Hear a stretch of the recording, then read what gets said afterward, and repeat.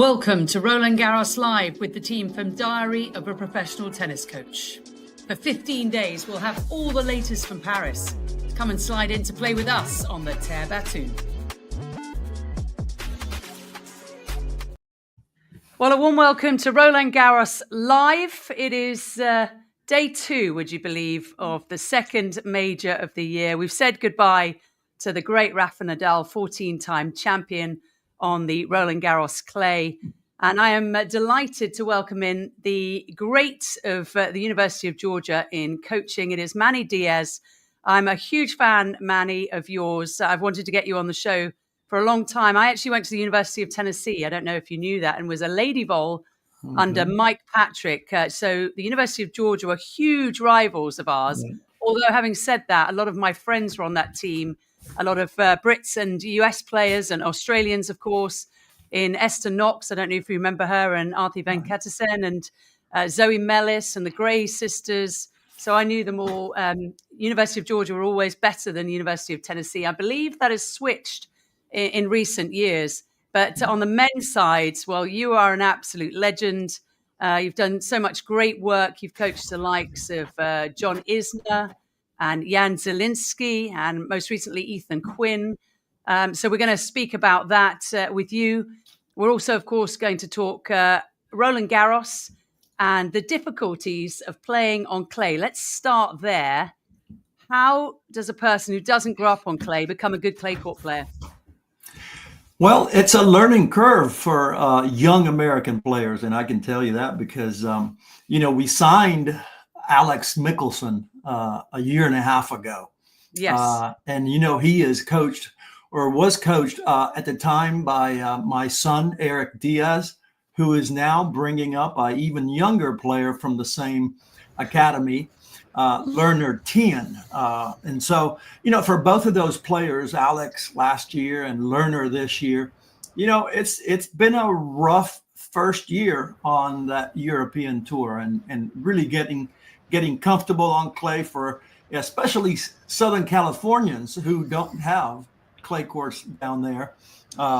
It's a very steep learning curve, but Alex Mickelson is doing better this second year. I know he had a tough go last night.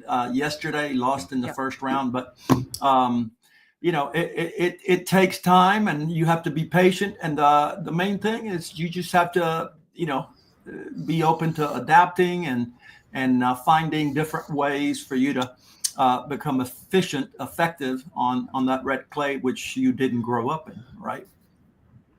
Talking of clay court specialists, I'm delighted to welcome in Dan Kiernan, fellow Brit, another player who played. Hey, Candy, how are you?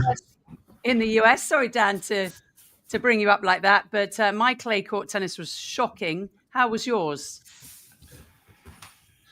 Well, firstly, Coach Diaz, good to see you. It's what an honor to share a screen with yourself after all of these years. My clay court tennis started as a coach more than a player, I think. I'm not sure my clay court tennis ever quite got going as a player. There was the odd time until actually, till I stopped playing.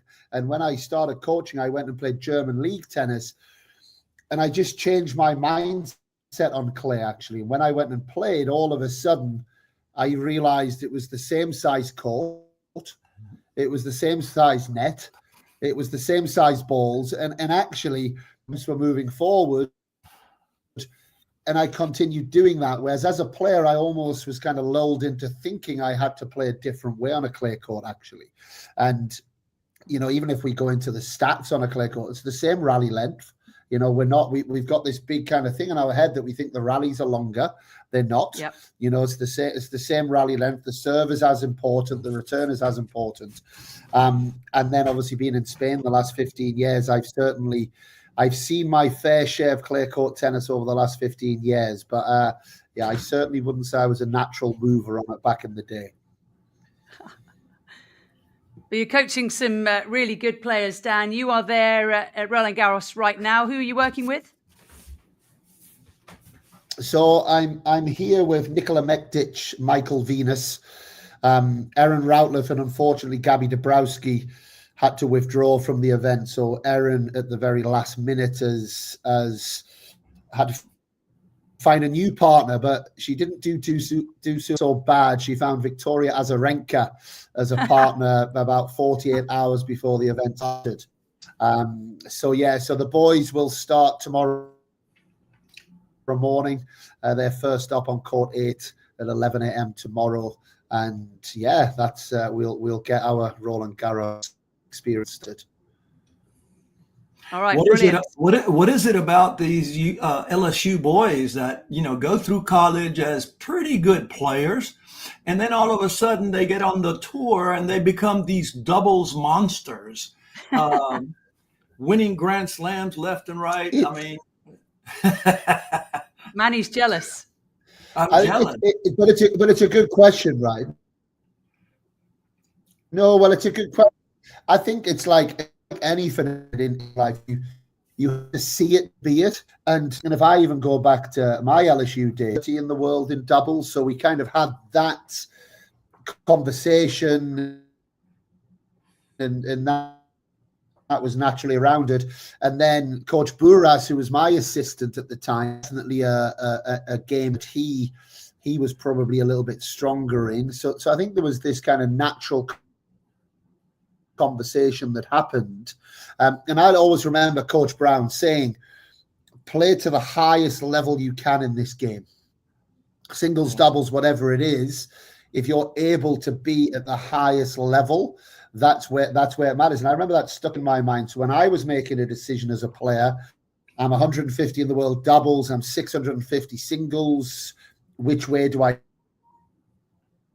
go? I always kind of had those words to play the challengers and try and play the ATP Tour events rather than slogging out, maybe trying to play the futures events and trying to get there. So that maybe had a bit of a knock-on effect, I don't know, with the British guys. And then, of course, Louis Caillé, you in the doubles world, you then had Louis Caillé's mentorship that kind of flew in there and massively upskilled everyone. Got someone like Louis Caillé giving you that knowledge. You're getting it from a pretty strong mind. Yeah. You haven't done too badly in doubles, Coach Diaz. I think you won a few NCAAs. You've won lots of singles as well. You've coached the likes of John Isner, Ethan Quinn. Tell us a little bit about them and coaching them before we go on to what's happened on day 2 at Roland Garros. We have had a couple of kids. I believe Travis Parrott won the U.S. Open mixed doubles. T.J. Middleton got to the finals of the mixed in Wimbledon. Murphy Jensen won the French Open with his brother Luke that played at USC. And this year, most recently, we've had Jan Zielinski win the mixed in the Australian Open as well as the U.S. Open. I think he won there as well. With Sue Shea. Wimbledon last year as well, I think. Finals. Yeah. So doing a terrific job, and just a very, Jan is just very athletic, very competitive, great at the net, really gets the gist of the game. And that's one thing I always, going back to Dan and what he said, all the British kids that came to college, they come with already possessing good double skills, which is great, makes our job as coaches much easier. Sometimes, you get some of these boys that don't here in the United States and even in South America and Europe, they play very little doubles. So it is a big learning curve to really teach them. And, it becomes a little bit more of an uphill fight, but British players and some American kids, especially from the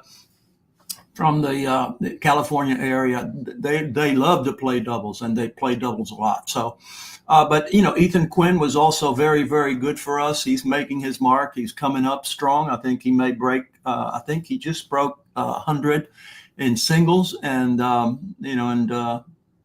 just great watching him come of age. And John What a Isner, delightful young obviously man. not a lover particularly of clay courts. He got better though, didn't he? But what a career overall he had. Well, John Isner, we've had, I coached two players that made it into the ATP top 10. Michael Pernfors, I was a young associate head coach in the mid 80s. He won the 84 and 85 singles title, and came back after he won the 84 singles title and helped us win our first national championship as a team in 1985, and then repeated as a singles champion, defeating his roommate, George Bezekny. Mid-80s were good. And so we've had, about a dozen players that have made it into the top 100. And those two players, Pernfors and Isner, made it into the top 10. So it's been great, just getting our players out there and seeing them succeed and make a great living. Absolutely. All right, let's concentrate now on what's happened at Roland Garros Day 2. It's Monday. It started with a win for Sebastian Korda over Luciano Darderi. Hugo Gaston had a good win representing France, of course.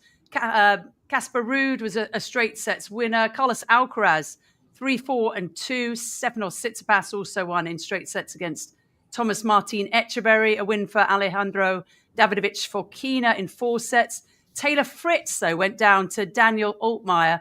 I'd love to know your thoughts, Dan, on Taylor, because he's been really injured this year. Didn't play in Acapulco when I was there. His team were there. He was there, just couldn't play. And it's just been a bit of a rough 25, hasn't it, for Taylor?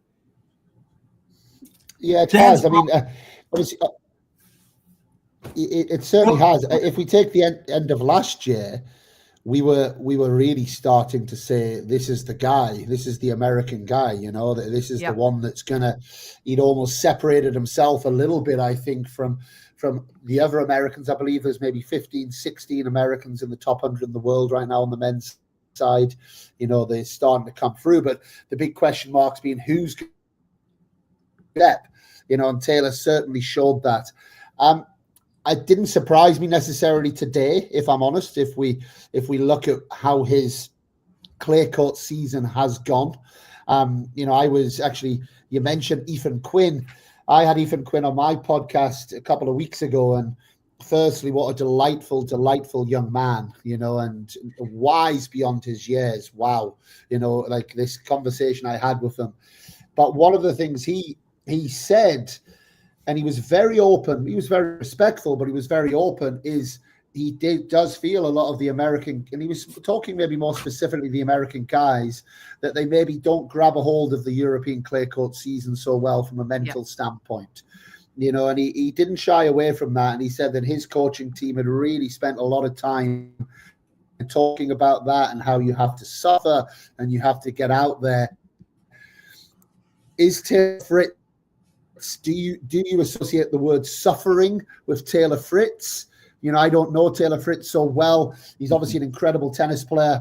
When he's not on the court, he likes to be gaming. He likes to be doing these type of things. Is he someone that wants to be suffering on a red European clay court?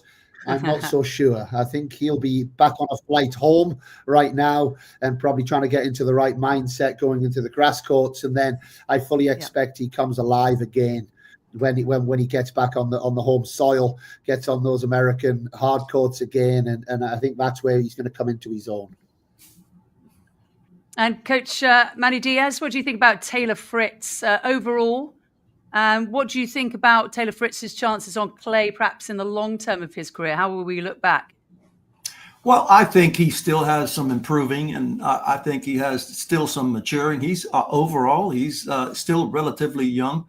But I agree with Dan. I think our American players do struggle, and with more than anything, with the mindset, with just getting out there and just finding a different, a different way to suffer, like Rafa always talked about, and just the willingness to to improve their footwork on the clay, because many of them don't grow up on clay, and the overall just attitude on that surface. I think we're just used to maybe being able to hit through people a little bit more, and when we get out there and don't quite have the success initially doing that, I think we, as Americans, we get a little frustrated and pay the price for it. Dan, who do you think on the US men's side? Because there is, as we spoke about a few days ago on your podcast, about 15 men, 15 women in the top 100. It's a remarkable time. Who do you think on the men's side has the best chance of going into the second week on clay?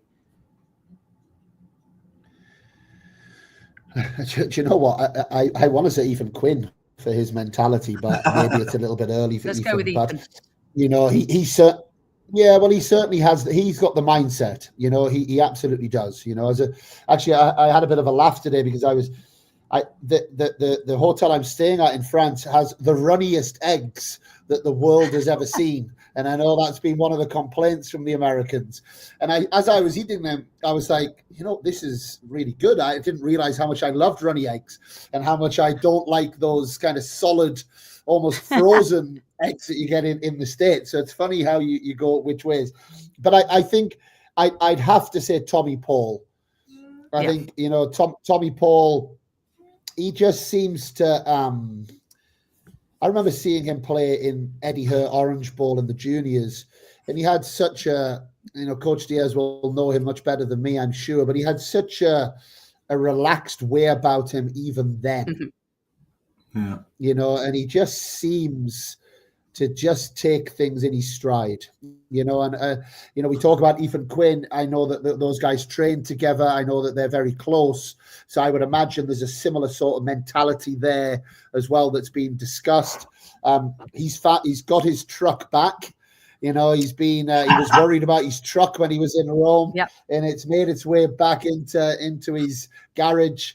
He had a good win yesterday against, that was a tricky first round match, against the Danish Muller, who Freddie Nielsen works with, and that boy's coming through. That wasn't an easy first round, but he kind of lost the first set, didn't he, before winning 2-3 and 1. Tommy Paul. Yes, and that's I think Tommy Paul's the one that takes it in his stride. I don't have the draw in front of me, but I tend to think that he has the right mindset to at least have a run into the second week, and then from there he'll probably get unstuck against maybe a couple of these stronger clay court guys, but I think he'll have a deep run this time. And Manny, Tommy Paul's, I'm just looking at his record at Roland Garros, hasn't been past the third round. That was what he managed last year. Other than that, he was losing first or second round since 2019. He does seem to have the game, though, doesn't he, to suit the red clay?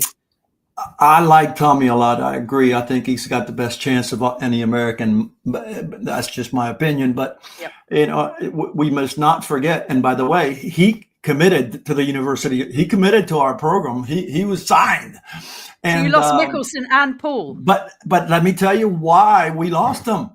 He won the French Open Juniors. Yes. Okay, let's not forget that. So he is somebody that even as a junior was pretty comfortable on the surface. So, that's, while he hasn't had the last couple of years great success yet, I think he is comfortable there.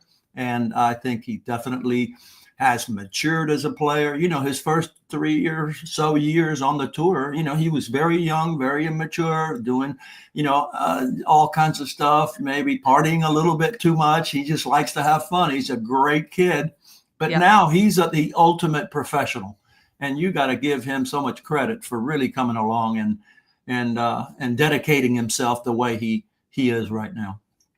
Yeah, it takes everyone some time, doesn't it? You get the sort of rare air of the Holger Runes, the Carlos Alcarazes, the Mira Andreevas, the Coco Gauffs, who seem to become professionals at 15 or 16. But most people take a little bit more time. And Tommy Paul's certainly coming into his own now. Just looking at a few more results.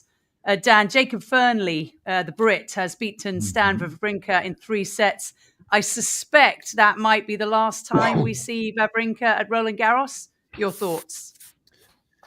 Yeah, it's a match I actually commentated on today for BBC, and we did the first set. I did the end of the first set, and firstly, I can't speak about that match without absolutely tipping my hat to Stan Wawrinka. Age 40, in incredible shape. Really in incredible shape. But more than that, I would imagine his bank balance doesn't need that first round prize money. Yet he's turning up week on week on week. He's playing on the Challenger Tour. He's still going at it. He's clearly putting the work in.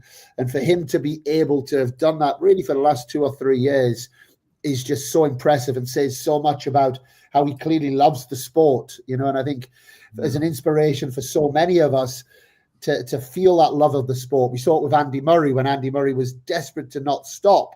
Again, nothing to do with anything other than just a pure love of sport, and competing at that age is mightily impressive. And actually, Jacob stepped up big time in the tiebreak. It looked like the tiebreak was maybe going away from Jacob today, and he managed to win a really tight first set tiebreak. And then that's my second shout out against Jacob Fernley. A year ago, he was playing college tennis. A year ago, I don't believe he had ATP ranking. And then in this last 12 months, he's played Novak Djokovic at Wimbledon. He's played Nick Kyrgios at Australian Open. He's played Stan Wawrinka at the French Open. In Rome, he got drawn against Fognini first round, and then Berrettini. He seems to just keep being put into these situations. And I guess the final shout out is to college tennis, because he's prepared, right? He's ready. He looks unfazed in these kind of cauldron atmospheres. I don't think there was many people on that court wanted Jacob Fernley to win the match today. Why would they? Wawrinka has won Roland Garros.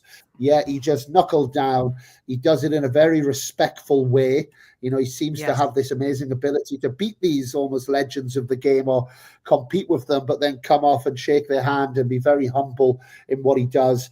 And what an incredible 12 months that young man's had, and people talk about defending points. He doesn't need to defend points because he's won every month over the last 12 months. His rankings just, he's been consistent. And let's not forget, Jacob Fernley hadn't played a clay court match until Barcelona a few weeks ago, and he hadn't actually played on a clay court for 8 years. So his learning has been incredibly quick over the last few weeks, and in terms of how he's taken to it. And Jacob Fernley, again, hats off to him. To answer your question, because I forgot what your question was, Candy. Sorry about that. Stan.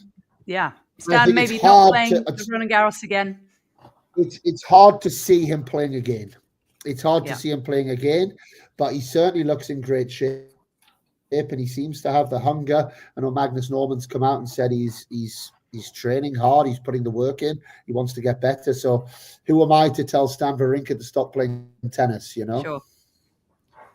And Manny, what do you think about Stan Wawrinka, 2015 Roland Garros champion?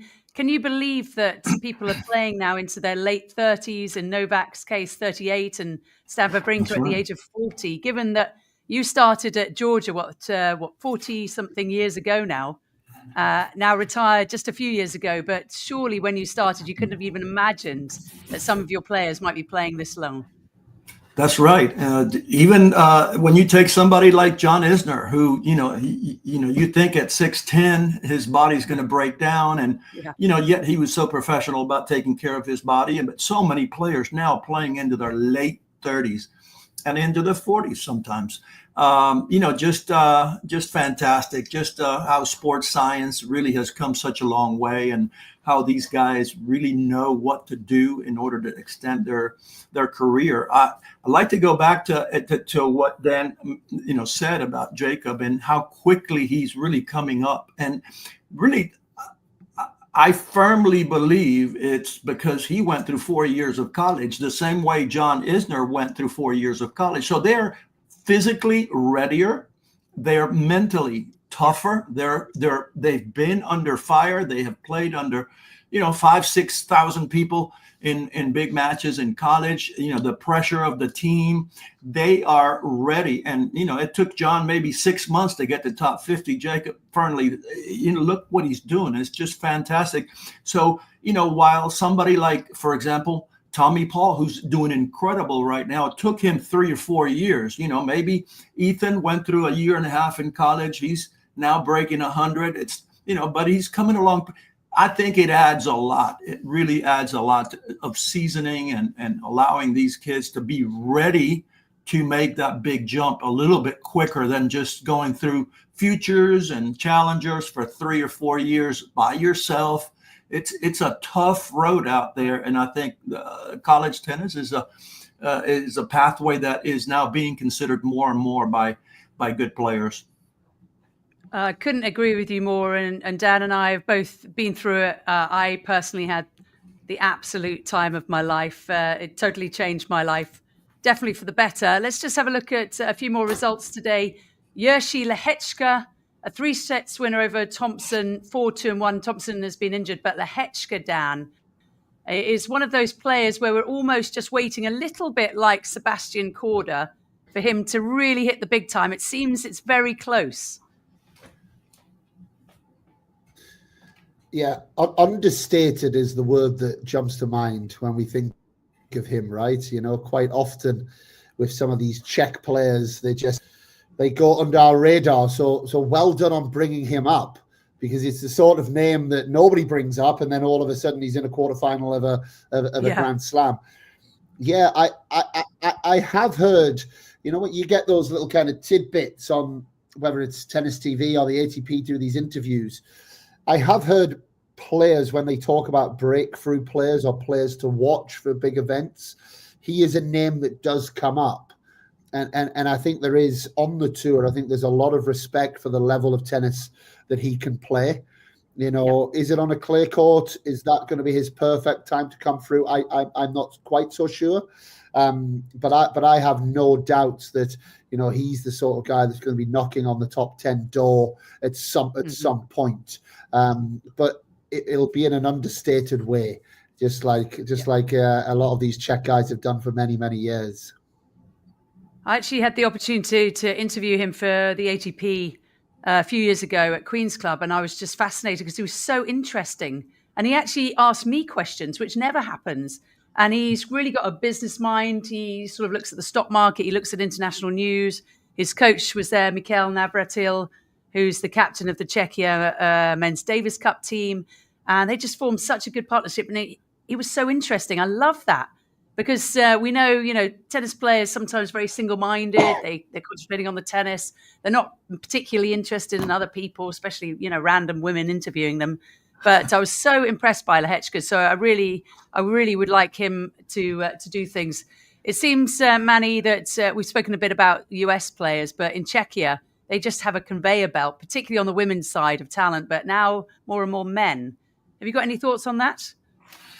We haven't had any Czech players at Georgia, so I am not too familiar with them, but certainly admire all the great players that come out of there. My goodness, and the professionals and the professional ranks. I mean, it's both men and women. It's unbelievable the success and that they have just putting out players. Yeah, and they don't really have anything like the US college system. What I believe a few of them have told me is they have a very good, strong club system, and they all play with each other. So, say Thomas Berdych was playing at the same club that Lehečka was playing in, and Petra Kvitova was always around. So they all got to play with the top players, and like Dan said, so you sort of, if you can see it, you can be it. And I think that helps, doesn't it? When you're around Coach Diaz, around great players, you start watching them, see how their mentality is, what they're doing, why they're doing it, and then you can learn from the best.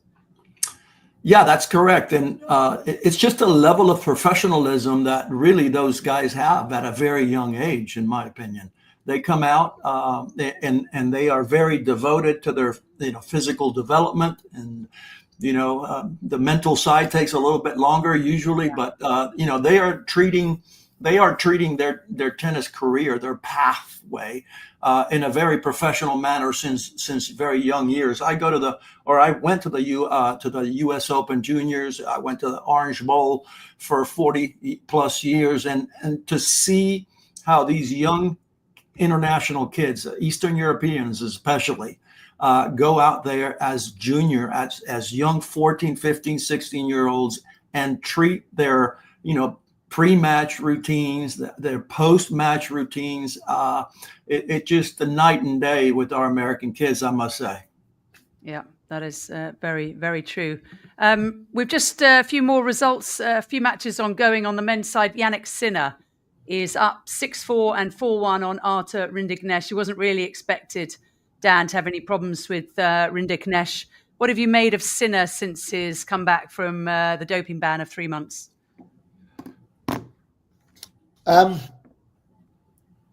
He's a machine, isn't he? I mean, I think he's basically, he just seems actually for me so far ahead from the rest of the tour. Standpoint, first and foremost, he just seems like he just is able to just a bit like Djokovic in Djokovic's prime, and that's who he reminds me a lot of, and I said it on my podcast last week when we were making our predictions. I think there's one man in the world right now that can beat him, and it's Carlos Alcaraz on any given day. I really don't think anybody else in the field can beat Yannick Sinner, and there's almost a bit of a feeling around. And I remember the first time I ever played Wimbledon, I walked into the locker room and Roger Federer was playing, and everyone stopped. And I remember seeing it was like Leighton Hewitt was there. You had all of these kind of other big name players, but they all stopped. There was this aura. Roger Federer at Wimbledon, almost like everyone's there as a fan to watch Roger. And I'm not quite saying, I think there is a little of that feeling. He's built this kind of amazing wall and aura around him that only the shot-making entertainer of Carlos Alcaraz, who almost sees that as a challenge, is the one that can maybe go at him. And like I said last week, I'm not sure that Alcaraz will find his way to the final. If he does, then we've got an absolute treat on our hands.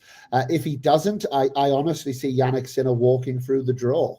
I think he's come back. He's no problem. He got exactly what he wanted out of Rome. He actually looks a little bit stronger physically to me as well. I think his mindset is almost untouchable to go through what he did and still perform at the US Open and in Australian Open. He's clearly got amazing skill mentality wise, and he's the one to beat for me. And I'm not sure anybody but Carlos Alcaraz will be able to do it. Manny, when you watch Yannick Sinner, why do you think he is so good? What in particular stands out to you?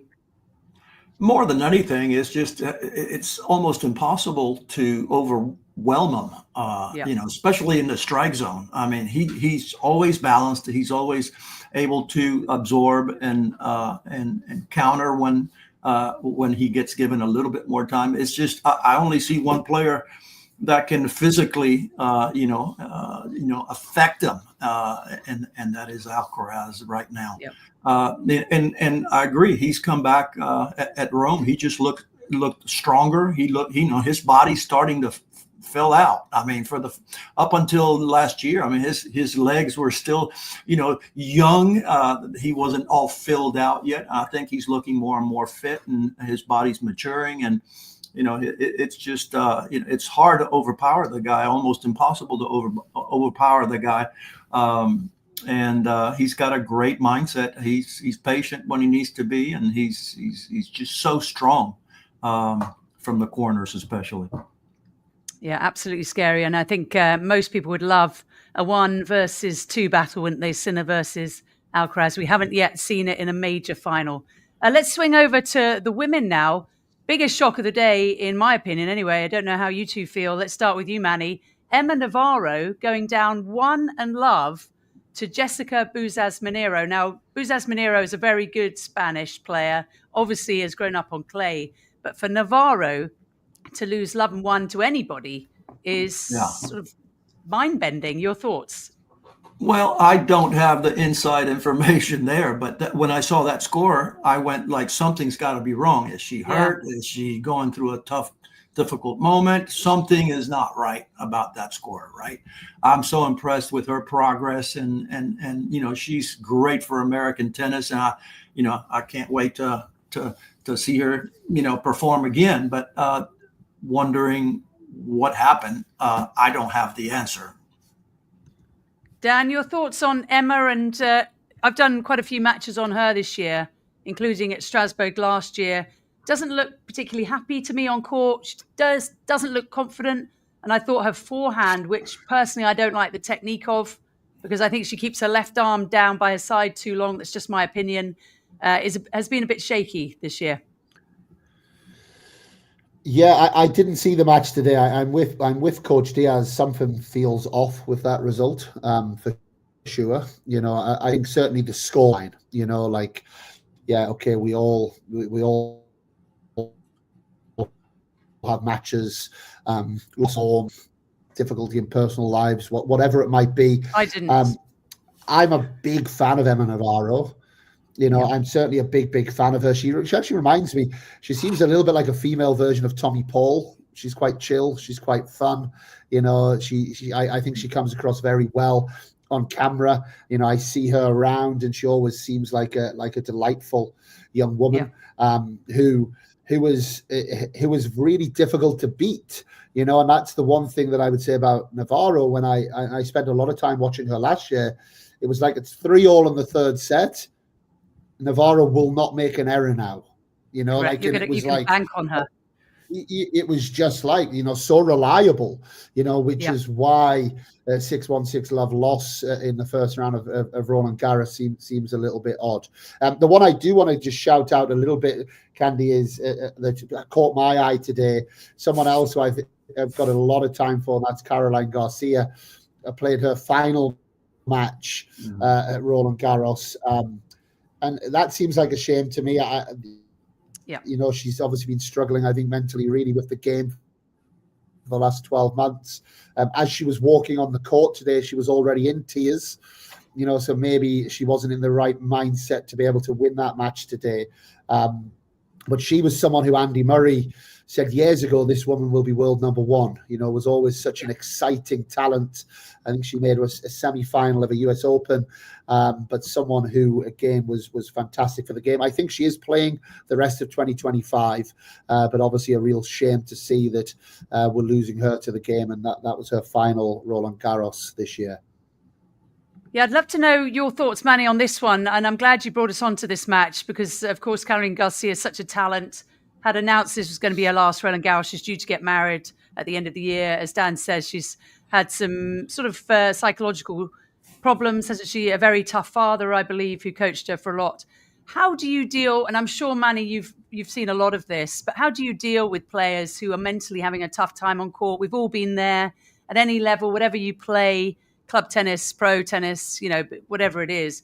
People do struggle with outside things. So if a player comes to you and says, I'm really struggling here, what generally do you do? And I know that's a difficult question because it depends on circumstances, but should they take a break? Do you talk things over? How do you deal with it? Just taking a little bit of time and getting back to basics, and just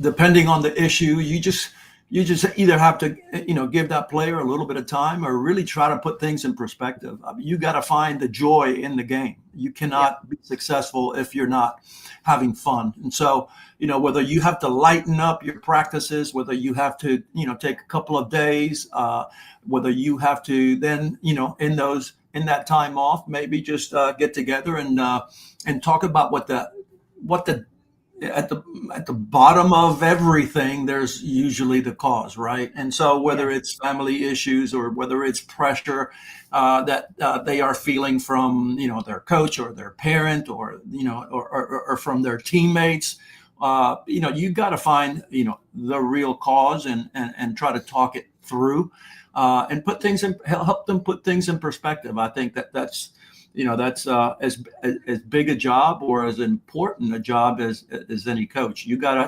obviously have to work the game, whether it's patterns, whether it's tactical, whether it's just tweaking technique here and there, whether it's your fitness coach, whether it's your physio. But there's also there's the head. The head of every player is sometimes we get in our own way, right? Yes. And sometimes we've got to clear out the things and find out what's important, and then just having the player try to go out there and trust and give it their best effort. And a lot of my teams, I used to say, you either win or you learn, right? Very good. So what are we learning in these during these difficult moments? And I think that if we start making note and start putting things in perspective, then you can become a better player, even through some tough, moments in your career. That is why you are the best in the business, Manny. That was lovely to hear. Just running through a few more results today. Ayla Tomljanovic beat the Rabat champion in singles and doubles Maya Joint. Not perhaps surprisingly, Joint is still only 19 years of age, and it was a bit of a rush to get to Roland Garros from Morocco. Daria Kasatkina, now representing Australia, was a 3-set win over Katerina Siniakova. Dan, a couple of wins for the Brits. Katie Boulter won her very first match at Roland Garros, beat Monet of France 6-1 in the third. And of course, Emma Raducanu beat Wang Jinyu, who's on the downward slide a bit in 3. I just wonder if you think that Raducanu will do all right against Iga Swiatek. They met at the Australian Open earlier this year. It was a bit of a car crash because Iga was playing very, very well indeed. Won that one very easily. Do you think Raducanu's got any more chance here on the clay, where Iga, of course, is a 4-time champion? No. It would be my short answer. I watched quite a bit of the Raducanu match today. It was dramatic. She had some physical struggles. And we've seen many players over the years, right, that when under stress, it comes out in that form. I think we're getting used to that a bit with Raducanu now, that when she's in these stressful moments, that the trainer is called or various, she has various physical symptoms that seem to come up.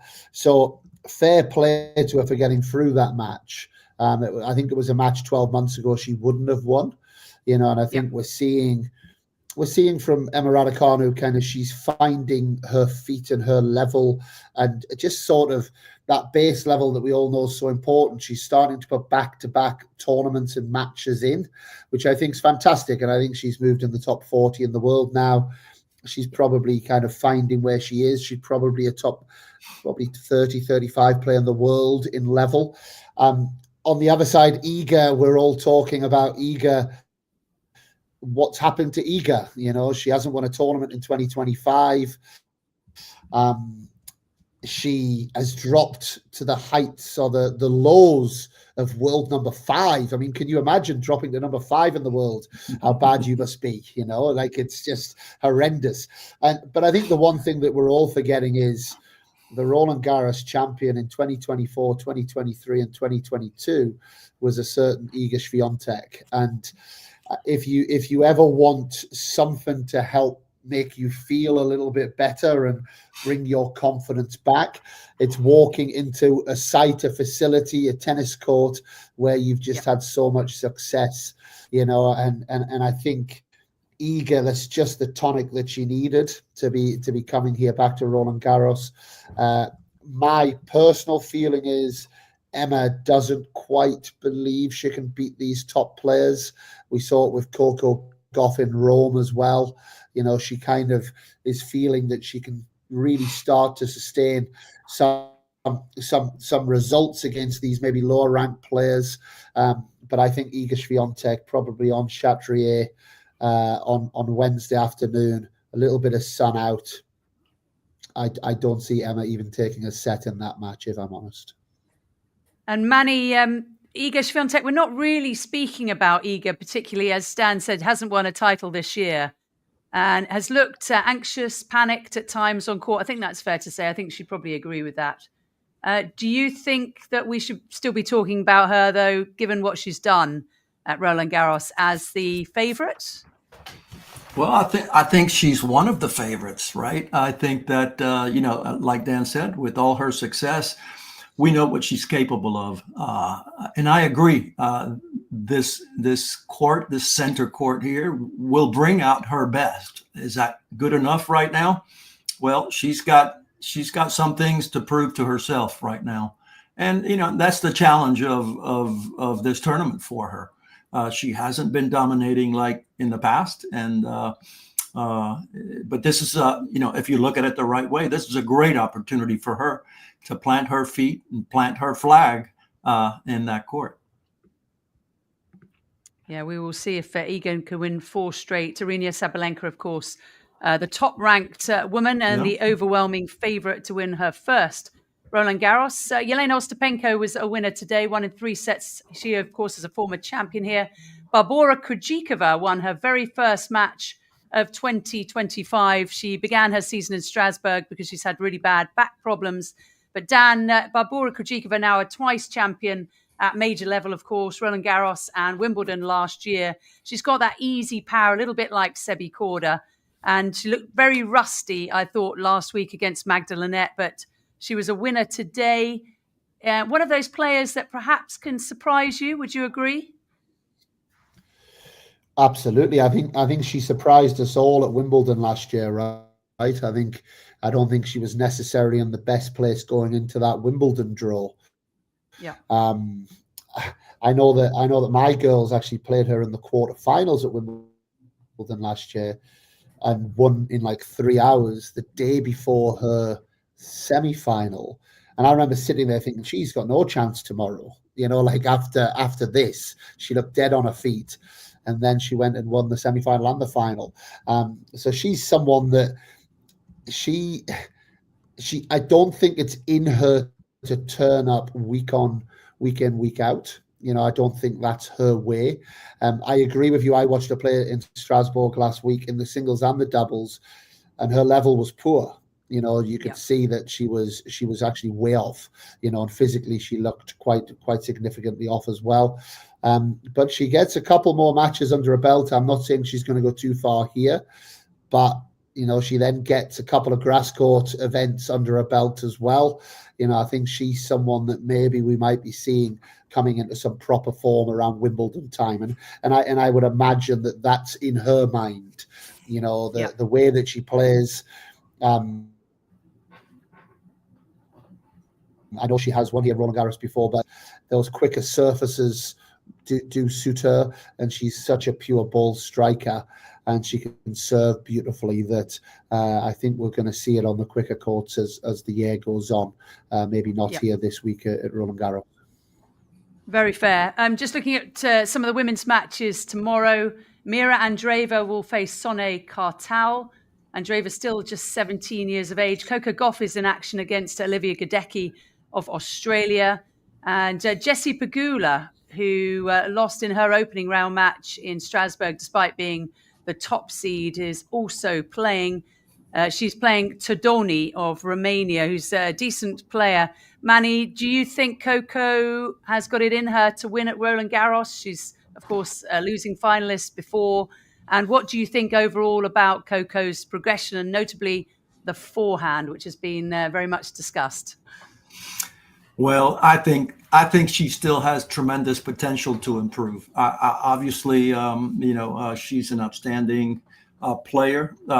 She's had some hiccups here, but I do believe that she can step up and go deep in this tournament. You win 1 or 2 tough matches, and I think you'll see a confident Coco Gauff, and I think that little bit can push her over the top.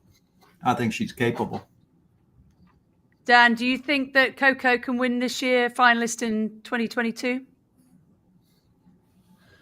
She's my pick. She's my pick for the title. Okay. I do. And I actually watched her practice the other day. That forehand she was hitting really heavy, actually. You don't realize how heavy that is. I think, not to get too technical, I do think there's something going on there with, and I'm sure she's got much better coaches than me helping her, but I felt this for a while. There's maybe something going on there with her right hip, her glute, something. She doesn't seem to load on the right side as well as she could.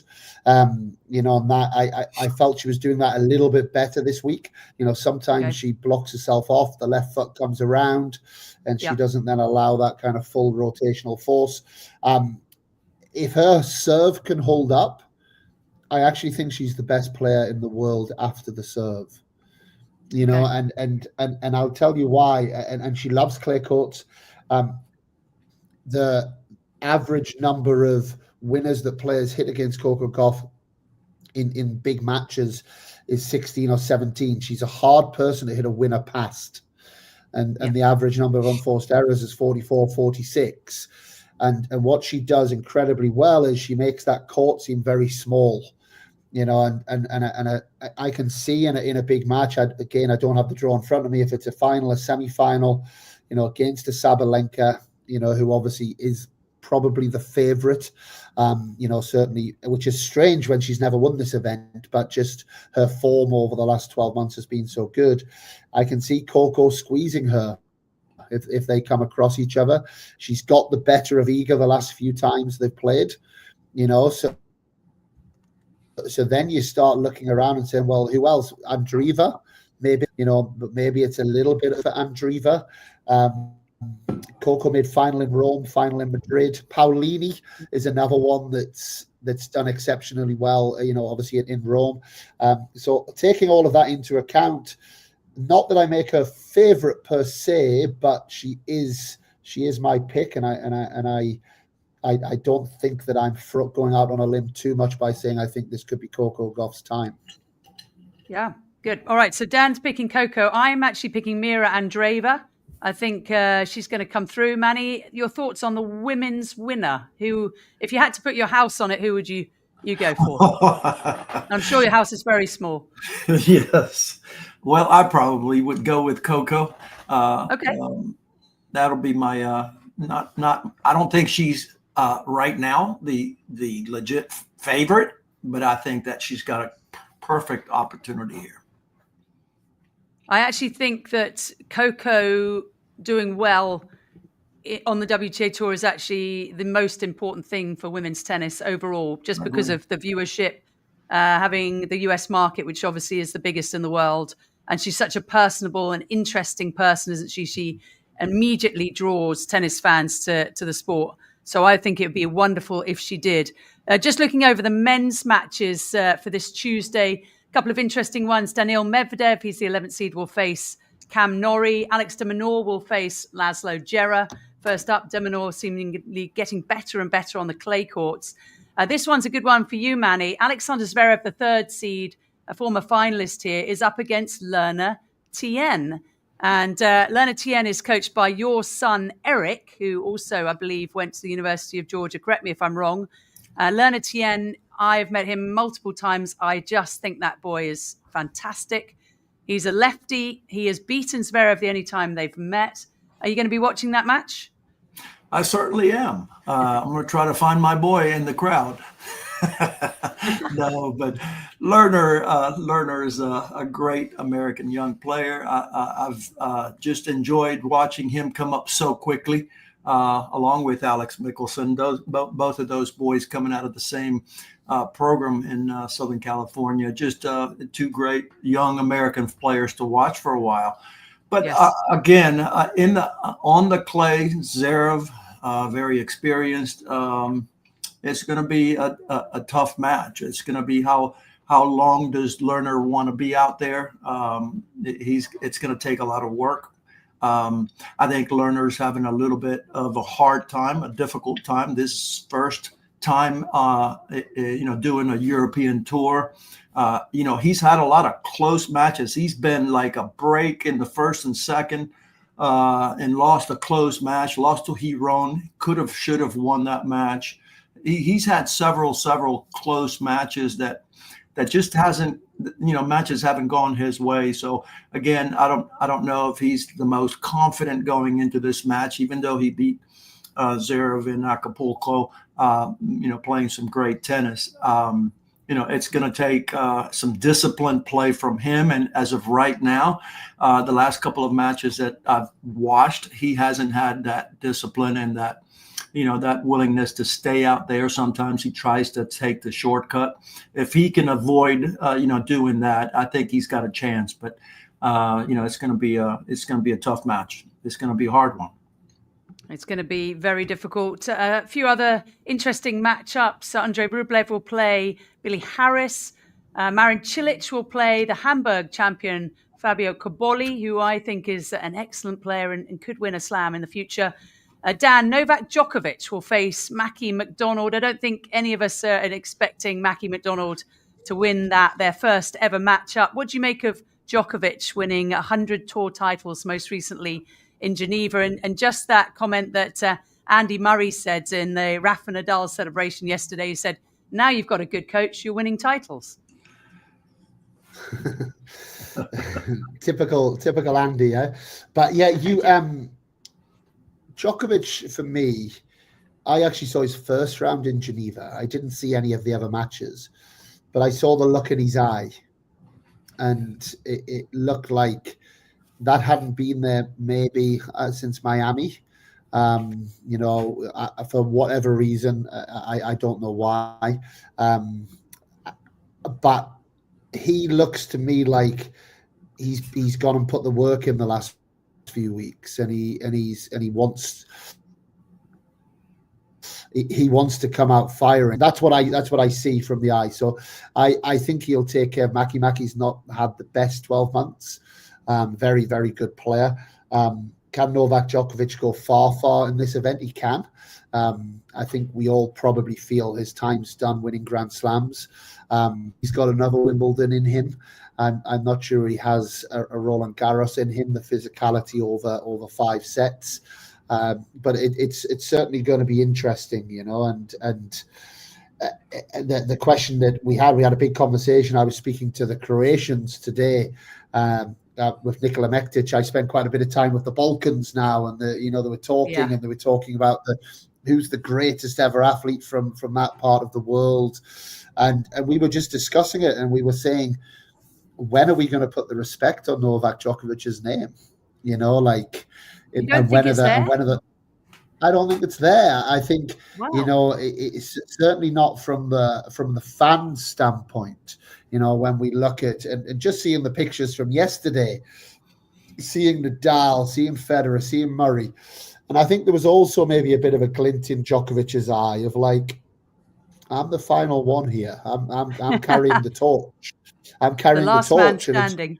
Yeah, and I think he's used that, that the best athletes always have a motivation coming from somewhere else. You watch the Michael Jordan documentary, he picked a fight with everybody at different times to be able to motivate himself. And I think Djokovic has done that, and I think he's drawn a lot of strength from trying to compete and become a more of a fan favorite over Nadal and Federer, and just maybe having Nadal and Federer in the arena and having that a little bit of inspiration yesterday, might just give him maybe that little extra 5% that can maybe get him over a couple of lines this week. I don't think he needs that to get over Mackie McDonald, but he's certainly going to need that if he's going to go deep into this competition.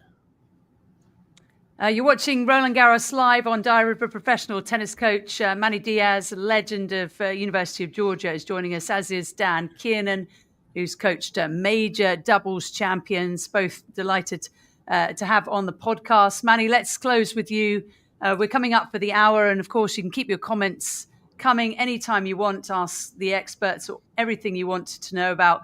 But I'd love to know, Manny, your thoughts on the great Novak Djokovic. 100 tour titles. He's 38. He's still going. He's won 24 majors, arguably the best that ever lived on the men's side. Just put it into words, his career. Just, hard to believe that he has had more success on the court, more titles, more Grand Slams than Federer and Nadal. and he's still not the loved one, right? And so you have to, you have to look at, here you have the most elegant, the most talented possibly player ever in Federer, the beauty that he brought to us for years, for decades, for a couple decades. And then you had, on the heels of that, then you have Rafa Nadal, such a warrior, for all the good reasons, right? The best competitor possibly that I've ever watched. How much of himself he poured on the court. You never saw him crack a racket. You never saw him do anything that you want your children to approach competition and difficult moments the way Rafa did for a couple of 20-something years. And then there's Novak, who just came on the heels of these two players and hasn't gotten the love yet that possibly he deserves. It's sad in that regard, but what a champion! You cannot take titles away from him. You can't take what his legacy, what he's done. Hopefully, at some point, whether it's looking back on his career when he decides to step down, he deserves a lot of love. He's been great for the game, and he's possibly the best player that ever played. Yeah, amazing! What a great way to end this RG Live here on Diary of a Professional Tennis Coach. Manny Diaz, so many thanks for joining us. You've been an absolute pleasure to have on the podcast. Dan Kiernan, I'm sure we will speak again many times before the couple of weeks is over. I've been on your podcast. Now you've been on mine. So thank you so much, both of you gentlemen. I hope you enjoyed it. Thanks for having me. Thanks so much for having me. And Coach Diaz, it's a pleasure. It's an honor to spend time with you as well. As an LSU Tiger, it's not easy to say this, but University of Georgia has always been a university that I've massively looked up to. And Athens, Georgia, and the whole, for me, that is college tennis. That is when I think tennis. That is what I think of. So it's been a pleasure spending time with you both. Thank you. Great catching up. Georgia, you're always on our minds. Thanks, guys. See you soon. Thank you. Take care. Thank you. Bye.